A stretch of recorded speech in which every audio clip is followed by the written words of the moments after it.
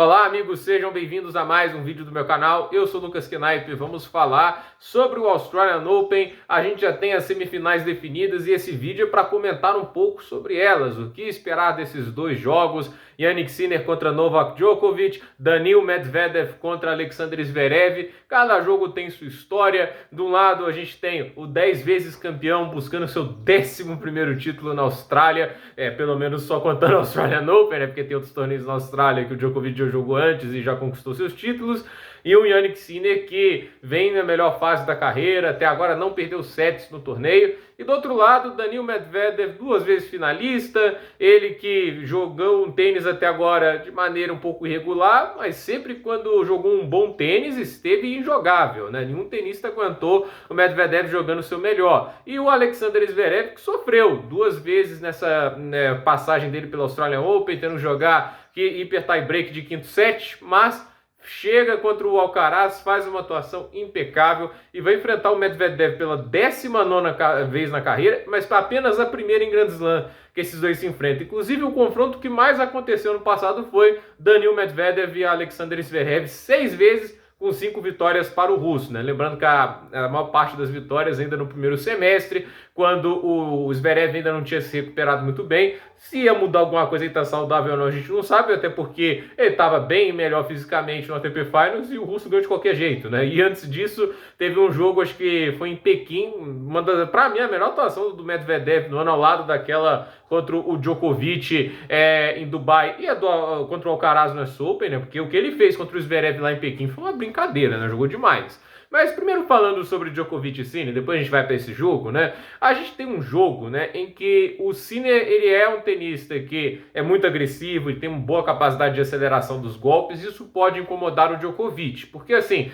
a gente viu, por exemplo, neste torneio, os jogadores que incomodaram de alguma forma o Djokovic. Eu vou colocar aqui o Prismic na primeira rodada, mas aí também tem muita questão da falta de ritmo, mas não dá para negar que o garoto jogou muito bem, manteve um alto nível de tênis. O Popyrin, que é um tenista que saca muito bem, tem um forehand muito pesado, então assim, é um tenista que tem esse tipo de grandes armas, mas a partir do momento que ele enfrentou um Etcheverry e um Mannarino, pouco sofreu, né? Tipo, contra o Etcheverry, um terceiro set um pouco mais difícil, mas acho que o Djokovic até dá uma baixadinha de nível. Contra o Mannarino, um passeio. O Fritz é um tenista que faz muito bem o que o Prismic e o Popyrin conseguem fazer, só que, ao meu ver, ele tem mais armas ainda, né? Talvez o Popyrin saque melhor, tem um forehand melhor, mas o Fritz tem um baita de um backhand e dos 2 primeiros sets aguentou. Isso tem que ser dito. O Fritz foi muito bem, mas no terceiro e no quarto set aí esvaziou-se, né? E a gente tem que dizer que o obstáculo para o Sinner, a meu ver, não é começar o jogo bem. Óbvio que isso é fundamental, né? Porque se ele começa perdendo um set, já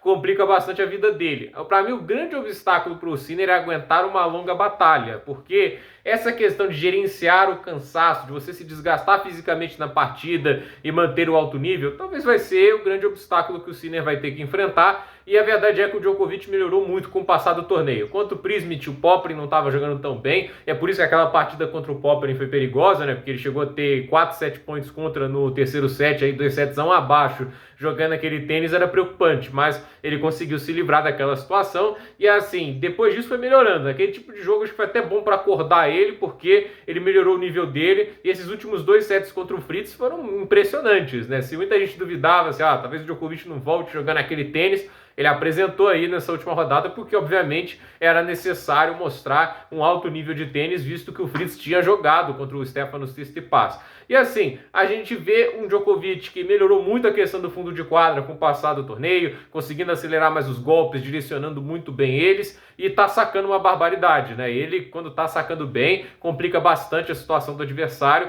e o Sinner vai ter que lidar com isso também, né? Manter a intensidade vai ser o grande obstáculo do Sinner, não ter muitas quedas. Eu acho que, por exemplo, essa partida contra o Rublev, o russo teve chances muito boas de ganhar o segundo set, teve chances de quebra nas 3 parciais e não aproveitou. É aí que eu acho que o Djokovic vai ser diferente, vai ter devolução melhor, vai ter um time melhor para atacar, para pressionar, e o fato de ser o Djokovic do outro lado é diferente, né? É um jogador que te coloca muito mais pressão, até por todo o histórico que ele tem, não só nesse torneio, mas como no tênis de uma maneira geral. Então, jogo bem interessante, é um Sinner voando, mas ao mesmo tempo é o 10 vezes campeão do torneio contra ele. E do outro lado, Daniil Medvedev e Alexander Zverev. O Zverev vai ter que fazer algo como hoje, né? Jogou com o primeiro saque 85% das vezes, e ele teve ali muita agressividade no fundo de quadra, tomava a primeira decisão, mas o jogo é muito diferente, né? O Alcaraz gosta de jogar com mais topspin, ele é um jogador que gosta de uma bola um pouquinho mais alta, né? Ele gosta de um ritmo mais acelerado e gosta da pancadaria, enquanto o Medvedev é um tenista que tende a ser um pouco mais defensivo, coisa de contra-ataque também, e é um tenista que, assim, vai te desgastar fisicamente bastante, porque ele gosta de manter ali trocas intensas no fundo de quadra, e quando ele pega o ritmo desse tipo de troca, começa a fazer aquela bola na corrida andar, aí é um jogo chato de ser jogado, né? O Medvedev, se jogasse o melhor, eu acho difícil para o Sinner, porque eu acho que o teto de produção do Medvedev em quadradura é algo assustador. Mas ele só teve esse teto em momentos esporádicos nesse torneio até agora. Ele oscila. Tem horas que ele faz um set mágico, como fez contra o Russo Vore, como ele fez também contra... ali nas oitavas de final contra o Nuno Borges, né? O 4-7 dele foi um negócio assustador, né? Mas a questão é, ele tem feito isso em alguns momentos. Não é igual o Djokovic lá no US Open 2021, que o Medvedev jogou bem o jogo todo e não deu uma brecha sequer pro Sérvio, né? Ele tava 6-4, 6-4, 4-1 e saque pro Medvedev. Ele quase fez um 6-4, 6-4, 6-2 no Novak Djokovic tentando ganhar os 4 Grand Slams no mesmo ano, né? Aquilo ali é o pináculo que o Medvedev tem. E é por isso que eu acho que dos 3 oponentes que sobraram para o Djokovic, no melhor tênis, acho que o mais perigoso é o Medvedev, porque eu acho que o encaixe de jogo, né, é o que mais incomoda o Djokovic, porque eu acho que ele é o único dos que sobraram que ganha por solidez também, mas ele vai ter que jogar naquele nível se quiser uma chance, né, porque ele ganhou em Dubai, porque ele repetiu o nível que fez lá no US Open, mas assim, no US Open de 2021, mas chegou na última final do US Open, ele não conseguiu, ele teve até a chance para ganhar o segundo set, mas ali o Djokovic estava realmente no nível assustador, né? Então, a ver o que vai acontecer. Vai se exigir do Zverev sacar muito bem, vai se exigir agressividade, partir para cima. E o Medvedev também vai precisar de ataques com backhand na paralela, vai precisar sacar bem, evitar essas duplas faltas. Ele está cometendo duplas faltas em excesso nesse torneio, já são 37, isso em 5 jogos é muito assustador. Então, Medvedev vai ter que tratar melhor essa questão do saque, mas... é aquela história, não dá para subestimar ninguém aí. Subestimaram o Zverev, eliminou o Alcaraz, né? O Medvedev tá aí, aos trancos e barrancos, tá? Semifinal, pode fazer mais uma final de Grand Slam, segunda em sequência, e a terceira, acho que nos últimos 4 anos dentro do US Open, dentro do Australian Open, porque ele fez 2021, 22 e agora pode fazer 24, né? Com 23 sendo o ponto fora da curva nesse aspecto, quando ele caiu pro corda na terceira rodada da temporada passada. Então, vamos ver o que vai acontecer. Jogos bem interessantes, vamos ver quem avança a final. Será que o Zverev vai para a primeira final de Australian Open? Será que o Sinner derruba o Djokovic e consegue essa zebra enorme, né? Vale lembrar, né, que na batalha pelo número 1, eu vou fazer até um vídeo pós aí, porque é importante falar, o Djokovic tende a emplacar muitas semanas ainda como número 1, e assim, né, o Medvedev, ele pode encurtar bem essa distância para o Djokovic, caso seja campeão, e o Sinner vença o Sérvio, porque se o Medvedev consegue o título e o Djokovic fica nas semifinais, o Djokovic perde os pontos em relação aos 2.000 que ele protege e o Medvedev ganha muitos pontos em relação apenas à terceira rodada que ele defende. Inclusive, o Medvedev já dá um salto grande no ranking por causa disso, porque ele já superou os pontos que defendeu. Se houver essa combinação, fica 390 pontos de diferença, né? Djokovic semifinalista, Medvedev campeão.